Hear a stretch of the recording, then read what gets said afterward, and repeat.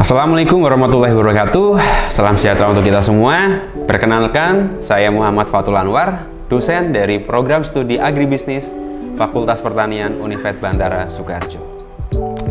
Saya pada kesempatan kali ini ingin memaparkan salah satu mata kuliah yang saya ampu, yakni statistik, di mana mata kuliah ini merupakan mata kuliah yang sifatnya wajib di Prodi Agribisnis Fakultas Pertanian Universitas Bantara Soekarjo dengan beban 3 SKS, di mana 2 SKS merupakan teori, 1 SKS merupakan praktikum. Mata kuliah ini ditempuh oleh mahasiswa semester 3 dan bahasa yang digunakan selama 1 semester ini dengan menggunakan bahasa Indonesia. Pengajaran yang merupakan salah satu bentuk tridharma tentunya bagi kita semua di Sivitas Akademika ini, saya lakukan dengan metode pendekatan DIA, yakni Delivery, Interaction, dan juga Assessment.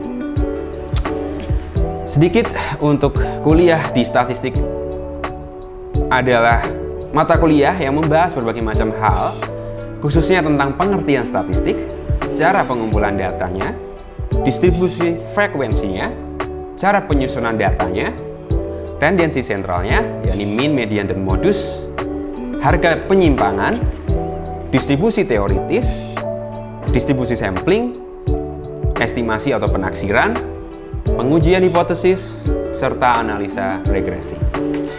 Di mana diharapkan kemampuan dari mahasiswa nantinya akan memiliki pengetahuan tentang statistik sehingga nantinya dapat menerapkan untuk analisa data dalam bidang pertanian.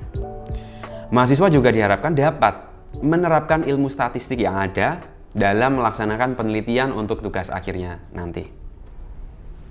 Referensi yang digunakan dalam perkuliahan ke depan, saya menggunakan Suharyadi dan Purwanto, yakni tentang statistika untuk ekonomi dan keuangan modern, serta Hasan untuk pokok-pokok materi statistik inferensif dari Bumi Aksara. Saya juga menggunakan berbagai macam artikel, baik itu jurnal yang terkait dengan mata kuliah saya, terbitan 5-10 tahun terakhir. Sistem pembelajaran dalam perkuliahan ini dilaksanakan secara sinkronis dan juga asinkronis dengan menggunakan metode pembelajaran yang aktif yang mengutamakan peran dan keaktifan dari mahasiswa. Dalam prosesnya, pembelajaran yang berjalan menggunakan pembelajaran yang kolaboratif dengan diskusi kelompok, penugasan, baik itu berupa studi kasus ataupun juga studi data ya, dan juga kami menggunakan LMS di Spada Universitas Bantara. Pembelajaran mata kuliah statistik ini juga dilakukan selama kurang lebih 16 pekan, di mana pertemuan ke-8 digunakan untuk UTS atau ujian tengah semester, dan pertemuan ke-16 digunakan untuk ujian akhir semester atau UAS. Metode pembelajaran yang digunakan bergantung dari beberapa macam bahan kajian ya tentunya, dan juga data-data analisis yang nantinya akan dibawa di UTS dan juga UAS seperti itu. Materi pembelajaran yang disampaikan misalnya sebelum pekan UTS, 1 pekan sebelum UTS, kami biasanya melakukan diskusi untuk pemecahan masalah dan juga pemecahan data ataupun juga kasus di data yang ada di statistik seperti itu. Untuk diskusi mahasiswa juga akan dilakukan 1 pekan sebelum UAS dengan berfokus pada diskusi pemecahan masalah tentang suatu studi kasus data di dunia pertanian seperti itu. Bentuk perkuliahan secara sinkronus tentunya dilakukan secara tatap muka dengan ruang kelas yang cukup representatif. Secara asinkronus pun juga kami lakukan, yakni dengan WhatsApp group, dan kadang sering juga dengan forum diskusi di LMS Universitas Bantara, yakni Spada Universitas Bantara. Untuk memfasilitasi mahasiswa dalam berdiskusi perihal mata kuliah manajemen strategi dan juga manajemen statistik, kami melakukan secara mandiri, baik itu juga secara kelompok di LMS seperti itu. Dengan penugasan data, baik itu secara kuis dan juga secara tugas pribadi dan kelompok untuk pemecahan datanya. Kami selalu menggunakan mata kuliah ini untuk mengedepankan interaksi ya dengan mahasiswa sebelum nantinya untuk penugasan dan juga kuis interaktif menuju UTS dan UAS. Pembobotan setiap bentuk evaluasi hasil ya di pembelajaran di mata kuliah ini yakni adalah 15% dari presensi, 25% dari tugas mandiri ataupun juga dari kelompok atau tugas kelompok, 20% dari praktikum secara langsung menggunakan aplikasi ya, dan juga 20% untuk UTS serta 20% untuk ujian akhir semester. Dengan total pembobotan hasil evaluasi pembelajaran sebesar 100%. Demikian informasi yang bisa saya bagikan pada kesempatan kali ini mengenai mata kuliah statistik untuk mahasiswa program studi di Agribisnis Fakultas Pertanian Universitas Bantara Sukoharjo. Dan berikut ini merupakan cuplikan dari proses pembelajaran saya yang saya lakukan dan saya laksanakan secara sinkronis tatap muka di ruang kelas di salah satu kegiatan di semester ini. Selamat menyaksikan. Kali ini saya akan melanjutkan ya dari mata kuliah kita itu di mata kuliah statistik bersama saya ya tentunya ya pengajarnya yang kali ini kita akan coba ya mengenali apa itu statistik dan juga apa saja sih yang akan kita ketahui di mata kuliah ini. Di pertemuan sebelumnya masih ingat ya teman-teman ya, kita sudah saling sharing ya tentang kontrak perkuliahan kita ya. Ini mungkin cukup masih diingat lah ya teman-teman ya, bahwa perkuliahan kita nanti nilainya ada beberapa hal ya yang perlu kita diskusikan ya di depan ya. Jadi harus kita sepakati dulu kemarin sudah ya untuk teman-teman semuanya ya. Jadi kita akan ada UTS, terus juga ada UAS, serta ada kuis, dan nanti mungkin di selip-selipannya kita juga akan ada praktikum seperti itu ya untuk mata kuliah statistik ini. Belum kita melanjutkan ya hal-hal yang ingin kita pelajari di siang hari ini, coba kita lihat dulu ya capaian pertemuan kita. Jadi pertemuan ini nantinya menjadi gambaran teman-teman untuk mengenali statistik di awal ya. Karena apa? Karena tak kenal maka tak sayang. Saya jadi kebalik-balik nih ya. Biasanya kalau udah sayang pasti akan cinta. Nah itu harapannya ke teman-teman, meskipun teman-teman melihat statistik kan terlihatnya kayak kayak gimana gitu ya. Tapi kalau kalian udah kenal, udah sayang nantinya ya pasti udah cinta. Nah di agribisnis itu teman-teman memang dipersyaratkan wajib ya, mata kuliah ini wajib untuk teman-teman semuanya.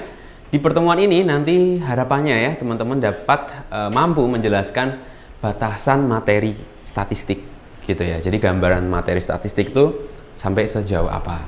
Lalu mahasiswa atau teman-teman ya nantinya bisa atau mampu menjelaskan pengertian dari statistik. Terus juga mampu menjelaskan kegunaan dari statistik, lalu macam-macam data yang digunakan ya di dalam statistik di pertemuan 1 dan 2 ini nantinya. Lalu juga mampu menjelaskan pengertian dari populasi dan sampel. Ada yang masih ingat ya populasi dan sampel, atau mungkin masih lupa-lupa ingat? Ini kan teman-teman semester 3 ya. Mungkin ada yang mengulang itu ya semester 5 teman-teman, tapi nggak apa-apa. Nanti coba kita ulik lagi ya seperti itu ya. Lalu teman-teman juga diharapkan mampu menjelaskan jenis-jenis data dan menguraikan urutan pengumpulan data. Apa aja sih kok kita ngomongin data terus sih Pak? Itu ya. Coba kita telisik lagi seperti itu. Apa itu statistik? Tadi sudah saya cerita di awal ya. Kita bridgingnya biar enak dulu. Masih ingat statistik itu berhubungan dengan apa? Data. Apalagi selain data? Kalau udah dapat data, berarti diapakan? Diolah. Lalu setelah diolah itu diolahnya dengan apa ya? Dengan analisis. Itu masih ingat semuanya nih ya. Mungkin dari SMA ya, waktu SMA masih melotok ini kayak ini teman-teman semuanya. Nah, betul sekali. Statistik sendiri merupakan ya ilmu. Jadi dia itu namanya saja statistik gitu ya. Jadi ya berhubungan dengan untuk statistik gitu, data gitu ya. Jadi berhubungan dengan pengumpulan suatu data, ya, penataan, penyajian, penganalisisan tadi sudah kita bahas juga ya, dan juga pada akhirnya nanti untuk bisa diinterpretasikan seperti itu, di-describe gitu ya. Sama seperti nantinya ke depan teman-teman kalau sudah bisa statistik ini ya, ataupun juga nanti kan ada ilmu-ilmu lain ya, ilmu lanjutannya mungkin ekonometrika, terus juga untuk dianalisiskan di siapa tahu ya nanti ke depan teman-teman ngambil skripsi tentang ini seperti itu ya. Nah ke depan kan atau mungkin teman-teman bekerja ya di bidang ini ya, maksudnya pekerjaannya bersangkut paut dengan hal-hal data. Nah ini akan sangat penting sekali ke depan seperti itu. Karena apa? Data yang ada menjadi informasi untuk membantu pengambilan keputusan. Harapannya keputusannya efektif seperti itu teman-teman semuanya. Jadi ilmu yang mengumpulkan, menata, menyajikan, menganalisis, dan tentunya menginterpretasikan. Contoh nih teman-teman, dalam satu rumah tangga RT ya, pasti ada kumpulan RT-RT yang lain juga ya. Itu biasanya kita sebut ada RT, ada RW seperti itu ya. Nah dalam suatu kampung gitu ya, anggaplah ya, pasti ada banyak sekali ya bapak ibunya di situ tuh. Satu RT aja biasanya berapa? Ada 4 sampai 5 orang seperti itu ya, anggota keluarga lah kita anggapnya. Nah biasanya dalam keterkaitannya itu ada anggota keluarga yang menjadi sampel gitu. Bisa jadi ya sampel untuk analisis. Sering ya kalau KPU, mungkin teman-teman yang sering berhubungan dengan pemilihan umum ini mau apa namanya, kalau ada pemilihan umum seperti itu kan ada yang namanya penelitian ya, atau mungkin juga sensus ke teman-teman seperti itu ya kan. Biasanya ini kita selalu dipetakan gitu ya untuk melihat ini. Nah kumpulan dari masyarakat ataupun juga warga tadi biasanya kalau kita datang dan mengambil data itu pada akhirnya untuk apa? Dikategorikan. Baik Pak RT, Pak RW mesti kan mendata warganya gitu ya, mendata warganya untuk biasanya ya didata, dikategorikan. Nah bentuk pengkategorian ini kan juga pada akhirnya menggunakan dari metode atau ilmu statistik ini sendiri gitu, mengumpulkan, menata ya nantinya ya untuk disajikan, lalu juga bisa untuk dianalisis seperti itu ya. Nah kaitannya adalah gambaran kenapa saya menjelaskan yang terkait RT RW tadi, bahasanya adalah itu semua adalah data mentah yang nantinya akan didistribusi frekuensikan seperti itu. Jadi diolah atau dianalisisnya, lalu bisa digambarkan menjadi suatu diagram atau histogram seperti itu. Jadi ini adalah bentuk penyajian. Itu versi simple dari suatu statistik, pengaplikasian statistik. Sering kan ya kalau di rumah gitu ya, di rumah RT RW-nya biasanya selalu melakukan itu. Saya yakin nih ya teman-teman kan juga, tapi nggak tahu ya ini kalau anak kos dicek juga nggak sama RT RW-nya ini? Jarang? Tidak. Ada yang ditanya juga atau mengumpulkan gitu kan? Jarang ya, mungkin ada 1-2 juga teman-teman ya RT RW-nya komit gitu ya sampai ke anak kos gitu, bisa jadi juga seperti itu ya. Lalu kita coba cek ya kegunaannya apa sih, kenapa sih kok kita harus mempelajari statistik ini di agribisnis. Ada yang bilang agribisnis kan apa ya, jurusan yang basisnya kan pertanian gitu. Ngapain sih Pak kita harus menelaah tentang statistik, gunanya apa, kenapa kok nggak mata kuliah yang lain aja, kenapa harus statistik? Dan ini wajib loh ya, jadi teman-teman wajib mengambil. Gunaannya atau kegunaannya ya seperti ini bisa kita lihat ya dalam sisi agribisnis. Dengan kita mengelola suatu data tadi ya, kalau teman-teman lihat data tadi ya, kita bisa menggunakannya untuk menghadapi suatu masalah yang ada di depan kita gitu. Misalkan teman-teman ke depan ya, insya Allah nih ya, saya doakan jadi seorang peneliti agribisnis ya, atau mungkin di dinas pertanian atau di dinas penyuluhan atau di penyuluhan ya, atau mungkin di tempat-tempat lain, di punya usaha lah, misalkan punya usaha. Pasti teman-teman kan menghadapi suatu masalah gitu ya. Masalah yang ada harus dipecahkan seperti itu. Nah, dipecahkannya dengan apa? Ya salah satunya dengan menganalisis. Menganalisis itu adalah suatu bentuk proses statistik juga gitu ya, metode di statistik gitu ya. Kalau agribisnis contohnya ya analisis produksi tanaman ternak. Jadi semua yang kita gunakan ya atau kita sehari-hari usaha tani ya dalam kaitannya ya, itu kan juga ada analisis produksi seperti itu. Lalu tentang kelayakan usaha dan skala ekonomi, ada yang sudah membaca skripsi tentang SKIA, skala kelayakan usaha dan juga skala ekonomi. Nah, atau mungkin baca bukunya pernah? Nah, mungkin ada ya. Nantinya ke depan itu juga akan teman-teman temui gitu ya di agribisnis gitu ya.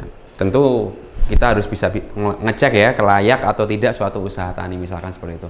Ada juga tentang manajemen produksi agribisnis. Di situ juga menggunakan data untuk analisis statistik seperti itu. Lalu juga yang paling sering digunakan ini adalah analisis ekspor dan impor produk pertanian. Produk kita kalau diem aja di Indonesia nih ya, di negara hanya diem saja, yang revenue atau pendapatan nggak akan bertambah besar lah intinya. Indonesia juga butuh ya mengekspor, harus bisa. Thailand, Malaysia, Vietnam, bahkan ya kita udah mulai agak tertinggal sedikit dari Vietnam nih, mulai loh ini kasarannya. Vietnam itu kan dulunya kita ajari nih kasaran, Malaysia juga sama. Nah itu juga udah mulai ekspansi ekspor gitu teman-teman. Nah untuk menganalisis ekspor hal-hal yang ada di dalam agribis tadi ya, tentang komoditi pertanian di agribis tadi, itu kita bisa gunakan statistik juga. Seperti itu ya. Ke depan teman-teman akan lebih mendalam seperti itu. Untuk hal pemasaran pun juga sama, tentang penelitian dan pengembangan produk. Karena produk tanpa R&D itu ibarat kata tidak akan kemana-mana seperti itu ya. Produk-produk besar ya tentunya ya, itu pasti juga membutuhkan riset dan juga development untuk pengembangan pemasarannya, tentunya dengan basis data juga. Lalu ada analisis potensi pasar, ramalan penjualan, itu juga penting gitu ya. Gimana kita pengen produk kita, atau mungkin teman-teman di suatu perusahaan gitu ya, ke depan ya, perusahaan agribisnis itu bisa mengembangkan atau bisa meramal penjualan produknya teman-teman kalau teman-teman nggak menggunakan data seperti itu. Baik itu juga untuk promosi penjualan gitu ya. Nah jenis-jenisnya kita juga harus coba telaah dulu ya, jenis statistik ya. Ada statistik deskriptif, ada juga induktif. Statistika deskriptif itu menggambarkan atau digunakan untuk mendeskripsikan data yang telah kita kumpulkan menjadi sebuah informasi. Contohnya yang tadi itu juga deskriptif seperti itu. Jadi data yang ada diolah untuk dideskripsikan gitu ya. Implementasinya untuk dideskripsikan. Jadi kegiatannya mengumpulkan, mengolah, menyajikan data dalam bentuk uraian atau diagram, atau lebih mudah biasanya kan dengan diagram itu tadi seperti itu ya. Biasanya kan kalau teman-teman pitching produk gitu ya, kalau kalian ke perusahaan-perusahaan biasanya kan pitching produk cuman pakai database gitu aja, dipakaikan diagram seperti itu saja. Lalu statistik induktif, metode yang digunakan untuk mengetahui tentang sebuah populasi berdasarkan suatu sampel dengan menganalisis dan menginterpretasikan data ya, lagi-lagi itu lagi ya, untuk menjadi sebuah kesimpulan seperti itu terhadap populasi dan sampel. Nah ini saya sekali lagi nih mengaitkan dengan kaitannya tentang KPU itu tadi, tentang pemilihan umum gitu ya. Sekarang kan banyak ya partai-partai yang mulai mendekati tahun politik seperti itu ya, menelaah mungkin dapilnya di mana, paling lakunya di mana ya dia ya, paling bisa dipilih di mana ya, respondennya kan dilihat dari situ. Statistik induktif melihat itu untuk menyimpulkan, jadi simpulannya nanti bisa dipakai untuk suatu keputusan. Sebuah kumpulan dari semua hal kemungkinan yang ada ya, jadi orang-orang, benda-benda, ukuran-ukuran. Nah suatu hal itu pengelompokan keseluruhan itu populasi, sedangkan sampel bener ya yang diutarakan oleh Mbak Tasya tadi ya, bagiannya dari populasi itu. Jadi untuk menjadi suatu perhatian, bisa jadi untuk sampel data atau pengambilan data untuk analisis seperti itu. Jadi bagian terkecilnya gitu ya. Nah ini menjadi gambaran ya teman-teman. Kenapa? Apa namanya saya gambarkan seperti ini? Ya, sampel itu bagian dari populasi. Persentase terkecil dari si populasi. Sekarang pertanyaan lebih lanjutnya, karena udah tahu itu tadi ya, simpel kan ya. Masih ingat juga mungkin teman-teman. Sekarang kenapa harus dibagi itu tadi, dan fungsinya apa sih, kenapa harus diambil sedikit saja gitu, fungsinya apa? Ada yang mau memberikan feedback dulu dari Mbak Tasya tadi. Kenapa sih harus dibelah-belah gini? Masih ingat nggak dulu mata pelajaran matematika ya? Di bab statistik ini kalau masih ingat nih. Waktu SMA gimana ya? Ada yang suka? Saya lihat nih suka-suka sekali ya sama matematika ini waktu SMA. Enggak juga. Suka banget. Namanya Mas Tauhid. Ini memang baru pertemuan kedua kita saling kenal ya, teman-teman ya. Pertemuan kedua, ketiga ini nanti kita harus saling kenal terus ya, teman-teman ya. Gimana Mas Tauhid memandang ini, karena tadi suka sekali dengan matematika ya? Mungkin Mbak Tasya mau menambahkan, kenapa sih ini harus dibedah seperti ini? Atau mungkin teman-teman yang sering berkecimpung di dunia politik, atau mungkin apa ya, membantu Bapak Ibu ternyata punya referensi ya dari pengolahan studi ini gitu. Studi untuk di politik itu pasti pakai sampling, itu pasti pakai. Ayo, silakan kenalan dulu. Iya. Perkenalkan. Nama saya Aisyah. Oh iya, Aisyah. Mungkin diambil dari sampel itu untuk mengetahui, untuk mendapatkan data yang lebih akurat gitu loh kan. Kalau populasi itu kan masih semuanya masih kayak campur gitu. Nah diambillah sampel untuk mendapatkan suatu data tersebut. Oke, terkait akurasi ya. Iya. Oke, mungkin bisa lebih ditegaskan lagi. Ada yang menambahkan? Sayuti tadi udah kenalan, soalnya tadi udah kenalan ya di awal kita ya. Silahkan. Iya, silahkan. Langsung jawab ya? Langsung jawab aja nggak apa-apa. Oke, jadi menurut saya sampel itu mewakili dari populasi tersebut. Kan populasi banyak. Oke. Gitu. Kalau kita meneliti semuanya itu nggak kurang efisien. Oke. Jadi kita memerlukan sampel yang mewakili dari populasi tersebut, seperti itu. Oke, ini melengkapi ya. Berarti kata yang paling bisa menggambarkan benang merahnya adalah apa tadi yang terakhir? Efisien. Oke, itu dia. Efisien, efektif dan efisien. Itulah gunanya kenapa kita memetakan suatu sampel. Kenapa misalkan di suatu penelitian, padahal kan ada ribuan ini Pak, satu kampung. Kok harus, apa semua harus diambil datanya Pak? Ya nggak memungkinkan Mas, misalkan ya.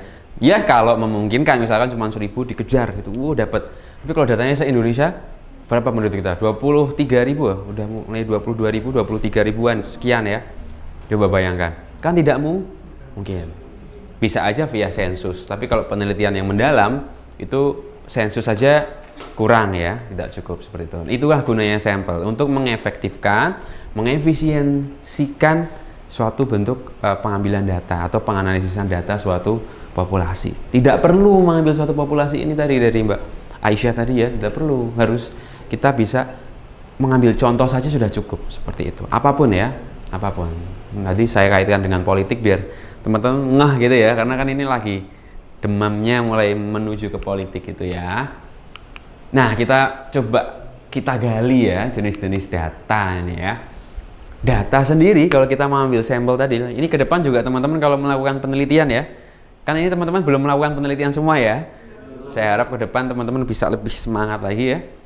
Ini kan semester masih hangat nih ya, semester 3, semester 4 dan semester 5 gitu ya. Semester 3 dan 5 lah khususnya di sini ya, yang bisa mengikuti ini. Mungkin teman-teman yang mengulang nanti juga bisa lebih semangat lagi ya dengan melihat ini. Wah, ternyata kalau kita melakukan analisis data itu kita harus membedah dulu ya datanya ini data jenis apa. Jadi ada dua teman-teman ya, data kualitatif dan juga data kuantitatif. Ada yang sudah pernah mendengar? Kalau ini deh dari gambaran ini kira-kira data kuali itu apa, data kuanti itu apa? Coba beri masukan mungkin, atau dari teman-teman mungkin? Oke, Mbak Sayuti lagi, silahkan. Data kata-kata. Kalau kuanti itu lebih ke angka. Oke, gambarannya lebih tentang Ujuk yang kuali itu. Yang ayo, angka. kebalik nggak? Yang kuanti itu yang angka. Oke. Gitu kan? Iya.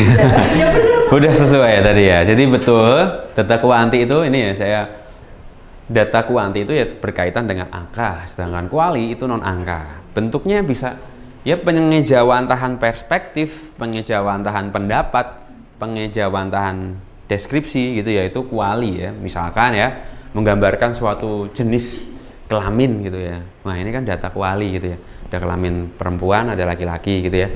Ada suku, ada apa. Mungkin kalau lebih tarik lagi tentang pengetahuan di mendalam di penelitian bisa saja ya tentang analisis mendalam tentang kuali itu tadi, tentang deskripsi gitu ya, menggambarkan suatu wilayah tertentu seperti itu.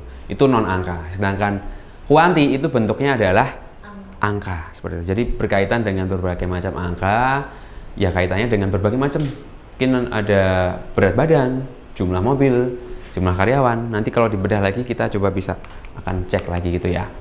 Nah, berkaitan dengan jenis data tadi, kita bisa menggambarkan ini via ini gitu ya teman-teman. Ada data yang namanya data primer dengan data sekunder. Data primer itu data yang diperoleh langsung dari responden. Tadi kita akan ngomongin tentang sampel. Respondennya adalah ya dari sampel itu tadi gitu. Secara langsung kita ngambil langsung. Ya bisa via wawancara, bisa via langsung objek dengan kuesioner dan sebagainya.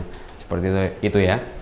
Sedangkan data sekunder itu data yang sudah diterbitkan atau sudah dipublish oleh pihak lain. Jadi kita ya tinggal ngambil, tinggal mereverse ke situ, tinggal istilahnya menambahkan publikasi yang ada untuk kita seperti itu. Biasanya ada dari data statistik dan juga dari berbagai macam tempat seperti itu. Tergantung kebutuhan dan kegunaan data yang ada seperti itu ya. Sekian deskripsi singkat serta cuplikan proses pembelajaran di mata kuliah statistik di Prodi Agribisnis. Semoga dapat memberikan gambaran mengenai kinerja pengajaran yang saya lakukan, khususnya di mata kuliah statistik Agribisnis Fakultas Pertanian Univet Bantara. Saya mengucapkan terima kasih kepada seluruh tim penilai dan juga tim panitia sertifikasi Smart Dosen, khususnya dari Direktorat Sumber Daya Dirjen Dikti dan Ristek Kemendikbud Ristek Indonesia. Tidak lupa juga saya ucapkan terima kasih yang sebesar-besarnya kepada rekan kami semuanya di Univet Bantara Sukoharjo, serta rekan sejawat dosen maupun juga teman-teman mahasiswa. Demikian yang dapat saya sampaikan. Atas semua kekurangan saya mohon maaf yang sebesar-besarnya. Billahi taufiq wal hidayah. Wassalamualaikum warahmatullahi wabarakatuh.